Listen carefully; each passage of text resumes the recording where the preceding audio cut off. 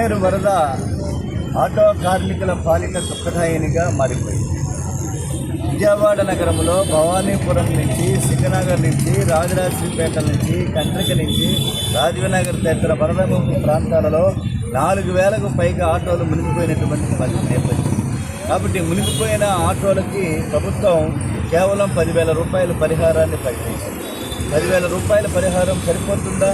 చాలనట్టు పరిస్థితి. దీనికి రెట్టింపు చేయాల్సినటువంటి అవసరం ఉన్నది.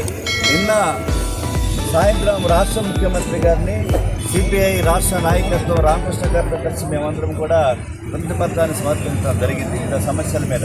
దానిలో ఫస్ట్ ఇష్యూ మాట్లాడింది ఆటో కార్మికులకి 50,000 రూపాయలు నష్టపరిహారం ఇవ్వండి అని చెప్పేసి మేము కోరటం జరిగింది. ముఖ్యమంత్రి గారు ఇన్సూరెన్స్ ఉంది కదా, ఇన్సూరెన్స్ 10,000 ఇచ్చాము ఇన్సూరెన్స్ అని చెప్పడం జరిగింది. ఇన్సూరెన్స్ వారి నిబంధనల ప్రకారం ₹1 కూడా రాదు, అందరికీ తెలుసు. కాబట్టి వాళ్ళ యొక్క నిబంధనలు చాలా ఘోరంగా ఉండేటువంటి పరిస్థితి ఉన్నది.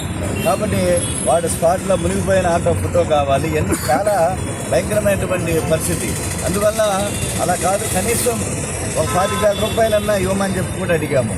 అడిగితే పరిశీలిస్తామని చెప్పి కొంచెం హామీ ఇవ్వటం జరిగింది.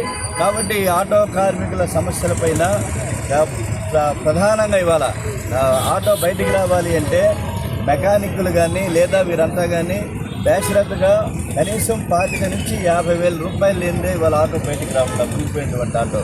కాబట్టి రాష్ట్ర ముఖ్యమంత్రి కూడా విజ్ఞప్తి చేసేటువంటిది తక్షణమే 50,000 రూపాయలు ప్రకటించాలి మునిగిపోయిన ఆటోలకు అని చెప్పేసి మేము డిమాండ్ చేస్తున్నాము. అలాగే అనేక వివిధ రూపాయల వరద సహాయం అందుతూ ఉన్నది. కానీ అందేటువంటి సహాయం కూడా అరకొరగా ఉన్నటువంటి నేపథ్యం ఉంది. చాలామంది పేర్లు నమోదు గావించబడలేదు. ఫస్ట్ ఫ్లోర్లో ఉన్న వాళ్ళకి, సెకండ్ ఫ్లోర్లో ఉన్న వాళ్ళకి పేర్లు తేడాలు వచ్చినటువంటి పరిస్థితి. వరద సహాయం కూడా అంతంత మాత్రంగా ఉన్నటువంటి నేపథ్యంలో వరద సహాయం పట్ల పూర్తి శ్రద్ధని జిల్లా కలెక్టరేటు, రాష్ట్ర ప్రభుత్వం, ఎన్యూమరేషన్ బృందాలు మరోసారి నిర్వహించాలని చెప్పేసి డిమాండ్ చేస్తున్నాం. ప్రత్యేకించి ఆటో కార్మికుల సమస్యల మీద ప్రభుత్వం కనుక స్పందించకపోతే, నష్టపరిహారాన్ని రెట్టింపు చేయకపోతే, వారికి ఆపన్న హస్తం అందించకపోతే త్వరలో అవసరమైతే కార్మిక శాఖ మంత్రి కార్యాలయాన్ని ముట్టడిస్తామని చెప్పేసి ఈ సందర్భంగా ఏఐటీసీగా విజయవాడ ఆటో వర్కర్స్ యూనియన్గా ప్రకటిస్తున్నాం. ఆ ముట్టడి పరిస్థితి తీసుకురాకముందే తక్షణ సహాయాన్ని 10,000 కాదు దాన్ని పెంచాలని చెప్పేసి 50,000 రూపాయల వరకు ఇవ్వాలని చెప్పేసి డిమాండ్ చేస్తాం. ఓకే.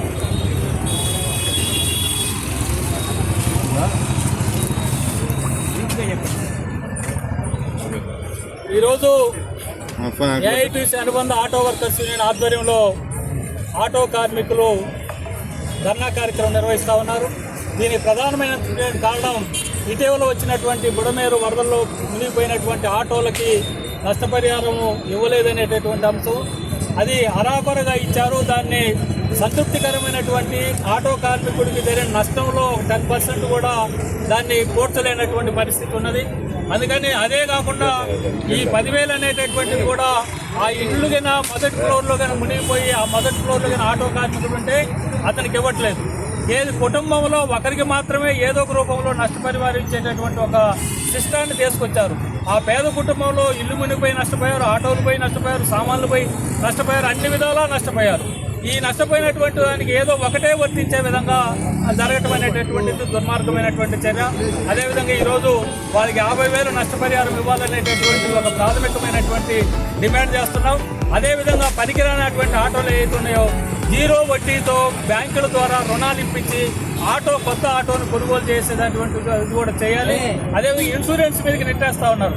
కానీ ఇన్సూరెన్స్ కంపెనీల యొక్క నియమ నిబంధనలు ఈ ఆటో ఈ బురదల్లో లేకపోతే వీటికి వర్తించే విధంగా లేనటువంటి పరిస్థితులు కూడా ఉన్నాయి.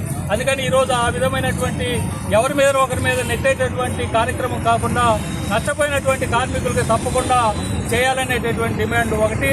రెండవది, ఈ యొక్క ఉద్యమాలు సందర్భంగా కూడా నిన్ననే సిపి మీటింగులు పెట్టాడు. మీటింగ్ పెట్టి ఒకవైపున సమస్యలన్నీ పేరుకుపోతూ ఉన్నాయి. ఈ ప్రభుత్వం 100 రోజుల తర్వాత కూడా ఈ సమస్యలు పరిష్కారం చేయడానికి రోజు కూడా ఏదో ఒక మెమోరాండాలు తీసుకుంటున్నారు. తెలుగుదేశం ఆఫీసులో విజ్ఞాపనలు తీసుకుంటున్నారు, లోకేష్ గారు విజ్ఞాపనలు తీసుకుంటున్నారు. మేము 3 విజ్ఞాపనలు ఇచ్చాము, ఇప్పటికి ఒక్కదానికి కూడా రెస్పాండ్ కాల. తీసుకుంటున్నారు తప్పితే దాన్ని తీసుకొని ఒక ఫోటో పెడుతున్నారు తప్పితే దానికి సమస్య పరిష్కారం కావట్లా. ఉద్యమాలు పెరుగుతున్నటువంటి నేపథ్యంలో నిన్న సిపి గారు మీటింగ్ పెట్టి ఈ 4 రోజుల పాటు విజయవాడలో 30 యాక్ట్ పెడుతున్నామని ఒక ప్రకటన చేశారు. మేము ఈరోజు రేపు ఎల్లుండి స్టీల్ ప్లాంట్ పైన ఆందోళన కార్యక్రమాలు చేయబోతా ఉన్నాం. మళ్ళీ ఈ యొక్క ఉద్యమాలు మళ్ళా పరిష్కారం కాకపోతే ఉధృతం చేయాల్సినటువంటి అవసరాలు ఉన్నాయి. వీటన్నిటిని దృష్టిలో పెట్టుకొని ఉద్యమాలకే అవకాశం లేకుండా చేయడం అనేటటువంటి దుర్మార్గమైనటువంటి చర్య. రాష్ట్ర ప్రభుత్వం ఇట్లాంటివి కాకుండా సమస్యలు పరిష్కారం చేయాలి. గతంలో ఏ ప్రభుత్వంలో ఏ అయితే పొరపాట్లు జరిగినాయో వాటిని ఇంకా రెట్టింపు విధంగా కొనసాగిస్తున్న తప్పితే మరో పద్ధతుల్లో చేయట్లేదనే అంశాన్ని కూడా దృష్టిలో పెట్టుకొని సామరస్యపూర్తంగా సమస్యలు పరిష్కారం అయ్యేదానికి ప్రభుత్వం కృషి చేయాలని విజ్ఞప్తి చేస్తాం. మీ పేరు? రావులపల్లి రవీంద్రనాథ్, ఏఐటీసీ రాష్ట్ర అధ్యక్షుడు. యూనియన్ నాయక్ జగన్.